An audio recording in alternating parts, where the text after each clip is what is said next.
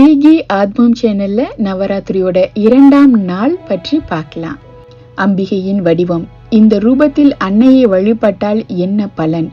2ஆம் நாள் அம்பிகை வடிவம் நமக்கு உணர்த்தும் வாழ்க்கை தத்துவம். இதையெல்லாம் இந்த காணொளியில தெரிஞ்சுக்கலாம் வாங்க. மனுஷனோட வாழ்க்கைய பொதுவா 4 பகுதிகளா பிரிக்கலாம்.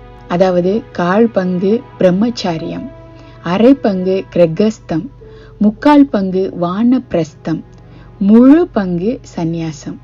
முதல் நிலையில பிரம்மச்சரியத்தை கடைபிடித்து கல்வியை கற்று அதன் மூலம் ஞானத்தை அடைவதற்கான தேடுதலை உண்டாக்கி கொள்ள வேண்டும். இதனை சாதாரண மனுஷ வாழ்க்கையுடன் நாம ஒப்பிட்டாலும் ஒரு குழந்தை பிறந்து வளர்ந்து 5 வயசுல பள்ளிக்கு போய் படிப்படியா கல்வியின் மூலம் ஞானத்தை தேடுறாங்க. நவராத்திரியின் 2வது நாள் தேவியின் வடிவம் ராஜராஜேஸ்வரி. நவதுர்கையில் இவளே பிரம்மச்சாரிணி. ராஜராஜேஸ்வரியை முல்லை அல்லது மல்லிகை மலர்களால் அலங்கரித்து மறு இலைகளால் அர்ச்சனை செய்யலாம். 3 வயது பெண் குழந்தைக்கு கன்னிகா பூஜை செய்து வழிபடுவது இன்னும் சிறப்பு.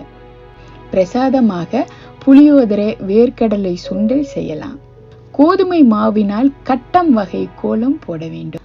நவதுர்கையின் முதல் ரூபமான சைலபுத்திரி, அதாவது முதல் நாளில் பார்வதி தேவியாக பர்வதராஜனுக்கு மகளாக பிறக்கிறார்.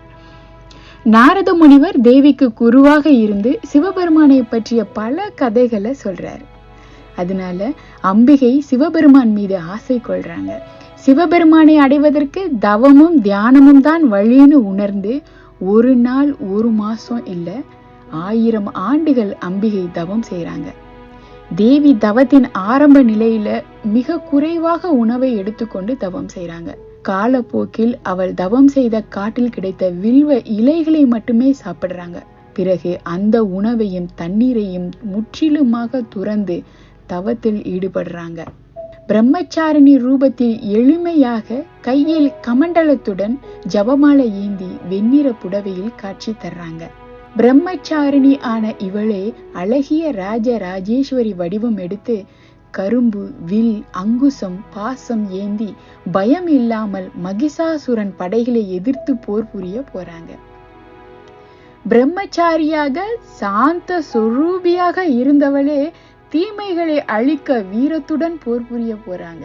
தவமும் தியானமும் நமக்கு எதையும் செய்யும் வல்லமையை தரும் என்பதை உணர்த்துவதுதான் தேவியின் இந்த ரூபத்தோட தத்துவம். செவ்வாய் கிரகத்தை கட்டுப்படுத்துபவளாகவும் இருக்கிறாள். ராஜராஜேஸ்வரியை வழிபாடு செய்பவர்களுக்கு செவ்வாய் தோஷம் நீங்கும் என்பது ஐதீகம். பூஜையின் போது ராஜராஜேஸ்வரி அஷ்டகத்தை ஒலிக்க செய்யலாம். இவள் மனதில் உள்ள கவலைகளை தீர்த்து தைரியம் தரக்கூடியவள்.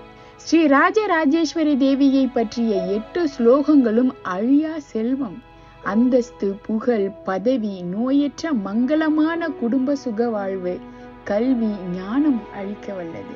மொத்தத்தில் ராஜராஜேஸ்வரியை வழிபட அரசன் போல வாழ்வழிப்பாள். நவராத்திரியோட 2ஆம் நாளில் பிரம்மச்சாரிணியான ராஜராஜேஸ்வரியை வழிபட்டு அம்மன் அருள் பெறுவோம். இந்த காணொளி உங்களுக்கு பிடிச்சிருந்ததுன்னா தொடர்ந்து அடுத்தடுத்த நாள் பற்றிய பதிவுகளை பார்க்க நம்ம கீகி ஆத்மம் சேனலை சப்ஸ்கிரைப் பண்ணிக்கோங்க. நன்றி.